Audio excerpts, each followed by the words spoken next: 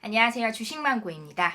이번 시간에는 지난 시간에 이어서 리츠와 관련된 여러 가지 정책들, 그리고 글로벌 상황, 그리고 앞으로 향후 상장 예정인 리츠에 대해서 간략하게 짚어보도록 할 예정입니다. 일단 리츠는 앞서도 간략하게 말씀을 드렸었고요. 현재 상장 리츠는 총 5개 정도가 있다고 말씀을 드렸습니다. 신한 알파 리츠를 비롯해서 5개인데 이것들의 시총의 합이 총 합쳐서 6천억 정도밖에 되지를 않아요. 굉장히 적은 수준이라고 볼 수 있고요. 국내 주식시장 시총에서 0.01%, 의미가 굉장히 적은 그런 퍼센티지가 나왔습니다. 그래서 글로벌리 비교를 했을 때 거의 최하위 수준인데 정부가 어떤 꿈을 갖고 있느냐면 2018년도 기준으로 보면 발표한 걸 보면 6조 원 규모의 공모 간접 투자 상품을 2021년까지 60조 원으로 늘리겠다라는 꿈을 가지고 있더라고요.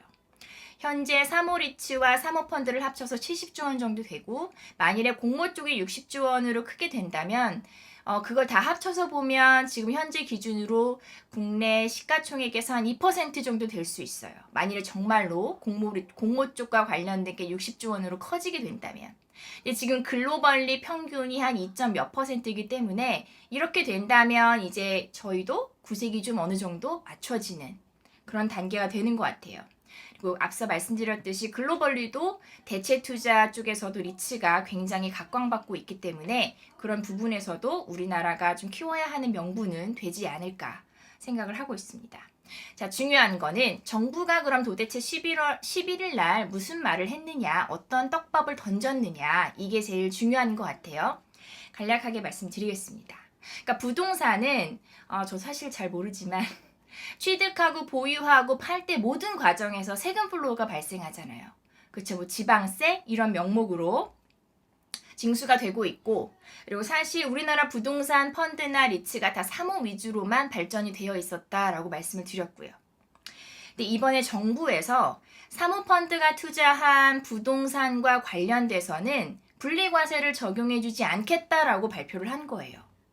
아하, 공모펀드는 공모펀드나 공모리츠는 그대로 유지를 하고 사모펀드나 사모리츠 쪽에서는 세제 혜택을 이제 배제하겠다라는 발표를 한 거죠.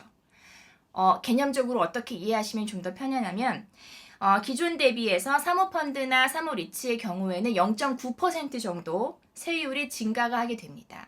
그래서 예를 들어서 한 1,000억 원 정도 규모의 AUM을 가진 부동산 펀드가 있었는데 기대 수익률이 만일에 6%였다면 5.5%로 내려가게 되는 거예요. 그러니까 안정적인 상품에 있어서 이 정도 수익률의 저하는 굉장히 큰 요인인 것 같아요. 좀 괜찮네 라는 생각이 저도 들었고요. 두 번째 핵심 내용은 알짜 자산을 공모 쪽에 조금 더 밀어넣어 주겠다라는 내용이었어요. 그러니까 민간시설 사업자 관련돼서 예를 들면은 뭐 역세권 복합문화 개발이라던가 아니 또는 뭐 역세권 환승센터 같은 이렇게 좋은 공공자산과 관련된 물건이 나왔을 때 입찰 대상자를 공모 쪽에 조금 더 유리한 가점을 주겠다. 이것도 굉장히 중요한 부분이죠. 왜냐하면 리츠의 배당 소득이 굉장히 중요한데 그 부분은 사실은 또 부동산 가치, 부동산 임대료, 공실률이 얼마나 적으냐 이런 부분과 직접적으로 연관이 있기 때문에 이 두 번째 부분도 굉장히 저는 의미 있는 부분이라는 생각이 들었어요. 그리고 세 번째로는 뭐 기업이 가지고 있는 부동산을 공모 리츠로 편입을 시켜서 만일에 운용을 하게 되면 그 과세특례 적용 기간을 3년 더 연장을 해주겠다. 그러니까 세금 내는 양도와 관련된 세금을 내야 되는데 그 기간을 더 연장해주겠다라는 내용이에요. 원래는 2019년에 딱 일몰되는 거였는데 그거를 2022년으로 연장을 해주겠다는 거죠. 이 정도가 좀 중요하고 임팩 있는 내용이었다라고 생각을 하고 있습니다. 근데 정부가 갑자기 이런 내용을 발표한 건 아니었어요. 저도 이렇게 막 조사를 하다 보니까 2018년도 12월부터 여러 가지 공모 쪽 활성화 방안을 발표를 했었고 올해 또 3월에는 세법과 관련된 부분도 발표를 했었고 그러니까 약간 정부에서 좀 꾸준하게 정책적으로 미는 듯한 느낌이 좀 역시 강하게 들었습니다. 그리고 글로벌 리츠도 굉장히 좋은 투자 수단인 것 같아요. 저번 시간에 말씀드렸듯이 글로벌 리츠가 연초 이후 특히 미국 같은 경우 25% 정도 수익이 났다라고 얘기를 드렸는데 미국 쪽 같은 경우에는 워낙 리츠 시장이 발달하다 보니까 자산의 형태나 규모가 우리나라랑 완전히 다르더라고요. 5G에 투자하는 리츠 쪽도 훨씬 더 비중이 높았고요. 예를 들면은 뭐 기지국이나 무선통신 장비 같은 경우, 그러니까 5G와 직접적으로 연관이 있는 이런 부분에 절반 이상 투자하는 리츠 펀드도 있었고, 그리고 또 물류센터와 관련된 리츠 펀드, 물류센터 최근에 되게 중요하잖아요. 배송 관련된 부분. 그리고 또 데이터 센터와 관련돼서 여러 가지 인프라 펀드나 리츠가 있었어요. 그래서 미국 쪽 평균 수익률이 25%인데 물류와 관련된 리츠가 연초 이후 34% 정도, 데이터 센터도 30% 이상 수익이 났어요. 오히려 뭐 유통이나 리테일 쪽은 상대적으로 수익률이 조금 더 낮더라고요. 그래서 국내 리츠 시장도 좋지만 사실은 국내 리츠 시장은 이제 성장하는 초입 단계고 정말로 성장이 제대로 될지 안 될지를 우리가 지켜보는 단계라고 할 수 있다면 미국 쪽은 사실 많이 발달되어 왔고 최근에 어떤 그 산업 트렌드, 데이터 센터, 5G 이런 쪽 물류 이런 쪽과 가서 4차 산업과도 연관된 부분이 있기 때문에 훨씬 더 메리트는 있을 것 같아요. 근데 미국 쪽 리츠에 투자를 한다면 세금 관련된 문제, 환율과 관련된 이슈를 꼭 점검을 또 해보셔야 될 것 같고요. 우리나라도 초입 구간이라고 계속 말씀을 드렸는데 그래서 좀 더 많은 리츠들을 상장시키기 위해 정부가 노력을 하고 있습니다. 지금 제가 리츠를 이번 시간에 얘기를 드린 이유도 사실 10월 말에 규모가 좀 큰 리츠가 상장이 될 예정이에요. 롯데리츠라고.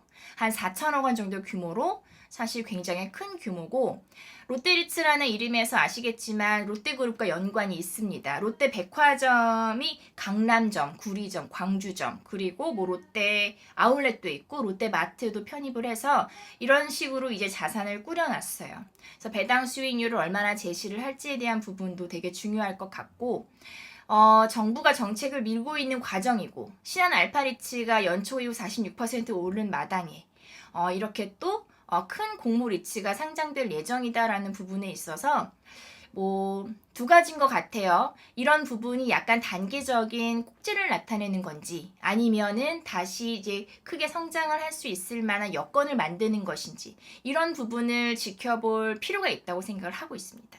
그리고 또 다른 리츠로는 NH 리츠에서는 재간접 리츠라고 해서 NH 재간접 리츠가 나올 예정이고요.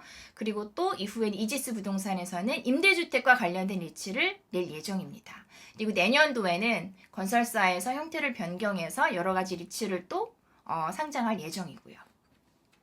정부의 정책에 맞서지 말라는 표현 항상 주식을 하면서 저도 이제 가슴속에 새기는 표현인데 실질적으로 이런 리츠가 정말 정부가 원하는 방향대로 흘러갈지 안 흘러갈지 지금 지켜보는 좋은 구간에 있는 것 같아요. 글로벌 리츠도 괜찮고 국내 리츠도 10월 말에 롯데 리츠를 중심으로 어떤 이벤트들이 펼쳐질지 지켜보시면 좋을 것 같습니다.